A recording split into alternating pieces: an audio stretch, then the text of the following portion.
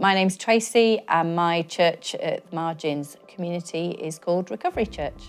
The vision for Recovery Church is gathering people who have lived or living experience of addiction in different forms, some who have some kind of sobriety and some who are still struggling to find day one. But I do this because I found a group of people who I'm passionate about, who have something to teach me as well as what I can offer them, who are a group of people predominantly who find themselves marginalised.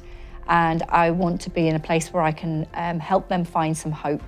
It's done in such a beautiful way that this community shares so much of what it is to be a follower of Jesus, sometimes even without knowing it. They share this desire to learn more about who God is, who their higher power is, and be that to each other.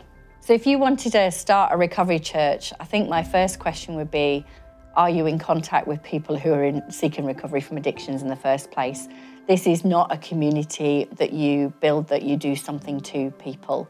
I'm a person in recovery and I found other people who are seeking recovery, and we've built community together. So we have 3 recovery church communities now, and every one of those looks completely different because of the people who gather. We meet weekly for about an hour.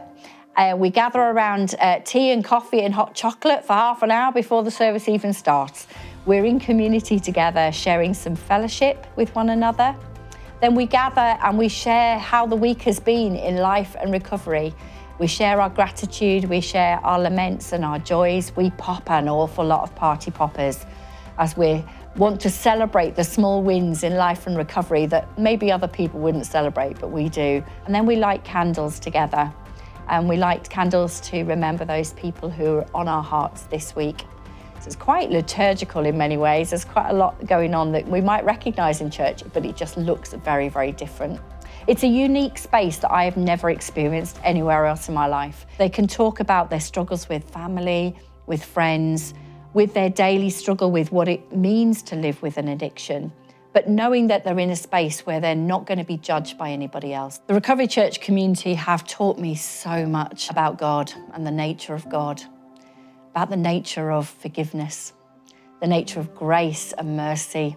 But more than they've taught me about how God uses brokenness and creates something beautiful. I never thought that my struggles with addiction would be the thing that he'd turned round and turned into my ministry. Pioneering for me is about creating community in places that maybe have been the most forgotten. It's a bit like planting wildflowers in a neglected part of a community that becomes the most beautiful thing that people want to be drawn into. It's starting something new and fresh, ploughing a new furrow, but it's also about working in chaos, in the unpredictability that is new places, new people at Church at the Margins. My name is Tracey. I'm a grateful person in recovery from addiction. God called me to pioneering. Is God calling you?